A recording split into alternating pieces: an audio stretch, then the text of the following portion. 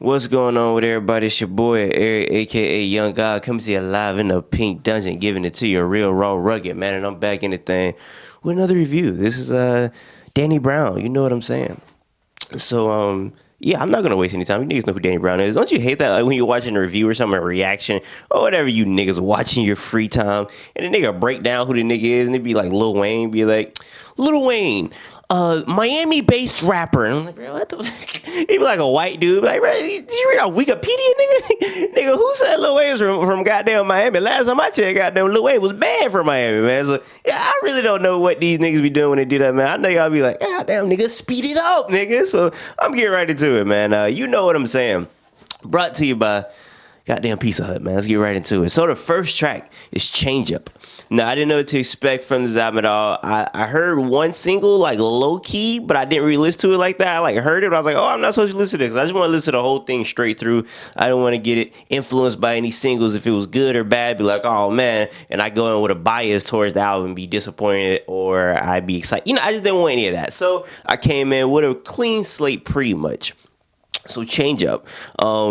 First track starts it off. What do you say? Mind of a matter. Or no, mind of a master, blood of a slave, heart of a king. I thought that was pretty fire right there. That was a really good bar. It was a really good way to start that off, I think, low key. Or high key, really, because I feel like that's a subject matter that can be beat to death, like the whole slave thing or whatever. Like, we was slaves and they was masters, but really we was mastering our slave technique. Like, all right, man, I hear you. I hear you, brothers. But nah, that was pretty cool. I feel like more people, I'm surprised that hasn't been said before. The mind of the master, the blood of a slave. You know, I'm surprised. Like, I'm not sure what the mind of. Oh, I get it. You know what I'm saying? Like, that could be a double entendre. Mind of a master could be lame, man. Finna enslave y'all niggas. Hey, I'm not gonna lie, nigga. If I was signing Danny Brown and heard that, like, nigga, mind of a master, nigga, I'm signed to you, nigga. What that mean? That nigga finna fuck y'all out y'all deals. What that mean? But nah, I thought that was really cool, man. Mind of a master, blood of a slave. Hey, I'm not gonna lie. That was one of my favorite things about this album. Was that just bar alone, because it could be interpreted so many different ways, and it was a really genius bar. So yeah, that was fire. The production reminded me of Bad Bad Not Good, and just the way I don't know, they have a specific sound with their live instrumentation. Like, you got Roots to do live instrumentation. There's a lot of people that have live instrumentations in their music. Well, it's not live because rap doesn't really do that too much anymore, or never really did it at all like that. But the fact that Bad Bad Not Good has like crafted their own thing to kind of differentiate themselves from the few people that we do have, like the Roots, I think it's pretty cool. And that reminded me of Bad Bad Not Good. I looked it up. Paul White produced this, not Bad Bad Not Good, but a really, really good beat, really good opener, had me hyped. Theme song. This is fire. What do you say? This is like every bitch nigga theme song right here. This is a funny song, man. He has a lot of ridiculous lines in here. He said, like Eddie Long. He said this song is like Eddie Long with a thong on. Not sure what that means, but that's. I just thought about that picture of Eddie Long in the mirror when he came out. He was talking to them boys. When it came out that Eddie Long was talking to the boys, and that picture came out, he was in the mirror. He was like, and he had a little tight, shirt on. But that's crazy, bro. Imagine, and it was. I remember like all the little moms or whatever, they were defending him. Imagine going to a church and they say, "Yeah, our pastor was talking to them boys," and the first thing you think of, not my pastor, y'all lying, trying to bring my pastor down. You don't even be like, oh, let me see some else. Like, let me see what's going on. The first thing you go is defend. A nigga is exposed as a pedophile. Nigga got a thong on, you know what I'm saying? And then a couple years later, he get real skinny and die. I heard it was cancer, but hey, I ain't gonna put two to two together, but you feel me, you know what I'm saying? And you still, hey, that's my pastor right there. He showed me the way. Nigga, that nigga showed your son the way around the booty hole is what he did, man. So, I don't know, that's just crazy to me. That whole Eddie Long thing is really wild to me. But a really good song right here. I really enjoy theme song. Then we go to Dirty Laundry, another ridiculous song. He's basically talking about a lot of laundry. It's a lot of laundry bars in here.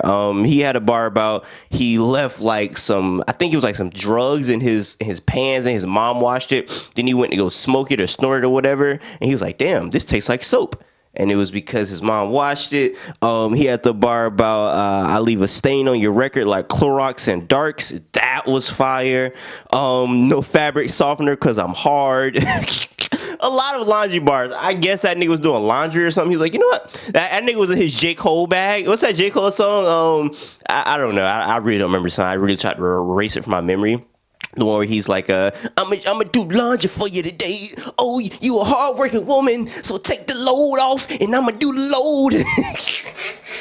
That song, he was in his bag right here. But it was fire. And then, like, he ended it off telling a story about how he paid a stripper some change, which is a really ridiculous story. Like, I don't even know why a woman would accept that. Like, yeah, I don't have any dollars. I can't make it rain. I'm just going to give you these hard coins. And I don't want to throw them at you because that would be, I think I might get Me Too for that. I don't want to get Me Too for throwing pennies at you. So I'm just going to give it to you. So, yeah. Just a ridiculous song, but it was good. It was right what I expected from Danny Brown. Papa was a Rolling Stone, so I sold him rocks. That was fire. Well, I don't know if that was a fire because I don't know if you be selling your Papa rocks, but that was hard right there. And then we go to 3 Tears in a Bucket. Woo-wee, boy. This was a great song. The beat, fire. Produced by JPEG Mafia. Shout out to JPEG Mafia. Featuring Run the Jewels. Bro, Danny Brown did his thing, but Run the Jewels, they stole the god doggone show right here, man. That boy LP came in snapping, bro. What'd he say? He said, death is on my couch. I'm telling jokes, stalling them. I don't know if that was a Joseph Stalin reference, or I don't know if Joseph Stalin got a couch story. Hey, Joseph Stalin got a lot of crazy stories. I had a teacher who used to say proudly that his favorite dictator was Joseph Stalin, and he would tell us Joseph Stalin stories. Like, apparently, the nigga walked in like a meeting with a whole bunch of like his execs and VPs, and they were clapping. He said they kept clapping for an hour straight. And I'm like, what? He said, you know why? Because the first person that stopped got shot in the head. And I was like, yo, this nigga Joseph Stalin was crazy, bro. That nigga was wild. So I don't know if that nigga got a crazy couch story, but it low-key sounded like he tried to make Joe Stalin, try to make it sound similar. I don't know. Somebody tell me. But that was fire. What he said, true doom, eat your crew like, true doom, eat your crew like, food. That was fire. Shout out to MF Doom. Yeah, LP was wild on this whole song. LP has a track record of giving on niggas songs and just snapping. So if I'm a rapper, I'm not letting it get on my song. I'm not finna let you outshine me, nigga. That nigga was spazzing. And then Killer Mike, he sounded a little mad, man. Killer Mike sounded like they banned guns in his community, bro. I ain't gonna lie. That nigga sounded like the white man came and took his guns, bro. That nigga sounded angry, bro. That nigga said, you're a son of a whore. He didn't say you son of a hoe. You were a son of a whore. I was like, oh, man. That nigga sound a little angry, man. That nigga sound like they took his ARs and pistols and handguns, man. I was like, hey, Killer Mike, we need your handguns. You need my handguns? Listen here, you white devil. That nigga just got on the song and started spazzing. Nigga Danny Brown was like, hey, bro, calm down. Get in the booth. That nigga handed him a mic. That nigga handed him a snowball mic. Nigga handed him a portable mic. Said, hey, bro, record this anger into a verse right now. And that nigga was spazzing. So, yeah. 3 Tears in a Bucket is one of my favorite songs on here. Like I said, the beat by JPEG, fire stuff. 3 Tears in a Bucket. Fuck you. I don't care about nothing. Yeah, them niggas was spazzing on this. It's definitely one of my favorite songs on here. Then Belly the Beast transitions to another one of my favorite songs on here, featuring, I don't know how to say this nigga name. Owned by Jugiura. I don't know how to say this nigga name. But this nigga sound like he recorded this in the midst of Jamaica. He sounded like he had the nappiest dreads. Like he ain't washed them shits in a minute. Like this sounded like this nigga was in the heart of Kingston, Jamaica, man. That nigga was sliding on this hook right here. But yeah, this is definitely one of my favorite songs. I love the way the beat switches up in the second half of the song. It's good stuff, man. I like nigga Danny Brown said, let me put my fingers in it first. If it smell like syrup, you gonna get this work. If it smell like purse, gotta disperse. I love the way he said it. Like if it smell like syrup, oh, you gonna get this work. And then he sounded disappointed. But if it smell like perks, gotta disperse. And then you could tell like Danny Brown's a nasty nigga. He probably didn't want to disperse. He was like, you know, this smell probably means you have something, and just off that fact I'm gonna have to leave. But if like that smell didn't mean that, I would definitely still eat you out. Danny Brown definitely is a nasty nigga. Danny Brown, like we all have women or just people that we've talked to. If you're a girl, you gay or whatever, you got niggas you done talk to, you're not proud of it. I feel like Danny Brown got a little too many. Like Danny Brown got a little way too many of his hoes in the background and be like, hey man, I talk to this girl, I talk to this girl, I talk to this girl, I talk to this girl, and I talk to that girl, and I am not proud of it. Like, hey man, it's a lot of girls that if we died and they had to testify for us or whatever, like, yeah, I seen him kill Eric or whatever. Hey, it's never some girls that'll be on that stand. I'll be like, God damn, I'm in heaven, like, God damn, man. Nigga, not the whole world know, man. You know how sick that gotta be, bro? You was on a phone with a girl, ugly hot girl. She's like, you know what, man? I don't even care, man. I'm just thugging it out. You die, and she the only person that can testify you in heaven. Like, Jesus, go do something, man. And she's like, hey, man, it's out of my ballpark now. Hey, man, that is crazy. But no, shout out Danny Brown for being a nasty nigga. Fire song, definitely one of my favorites on here. Savage Nomad, man, he was just going through just like a run of just like really, really good stuff. That beat sounded like this Vic Mensa beat called Crazy, not the one with K Tronada. It's a song he put out when he was 16 years old, and Vic Mensa was snapping, bro. I know niggas make little Vic Mensa jokes. Vic Mensa's fire, bro. When he wants to be fire, he is fire. And on that Crazy song, just type in Vic Mensa Crazy. He's rapping over this beat. What's a man to be a man? Oh, so you mad? That nigga Vic Mensa was sliding, bro. He said, I stay on my cheese like a piece of topping. So that nigga was going, bro. Shout out to Vic Mensa, man. That's what this reminded me of the beat. Very, very hard. He said, I shower beats with dirty vocab. If it's the late 70s, I'll be a savage nomad. Fire. Man, this nigga was snapping on this song right here, bro. That beat is just so sick, bro. Just the... That's fire beat right there. There's no way you can make this beat bad. You have to be a really terrible rapper to make this beat bad. And Danny Brown came through, man. It's a really, really good song. Apparently the Savage Nomads are like some type of like African tribe or something like that. Not really sure. They do too much research, but I think that's what that is. Yeah, so cool song. It makes me want to go look up what a Savage Nomad is.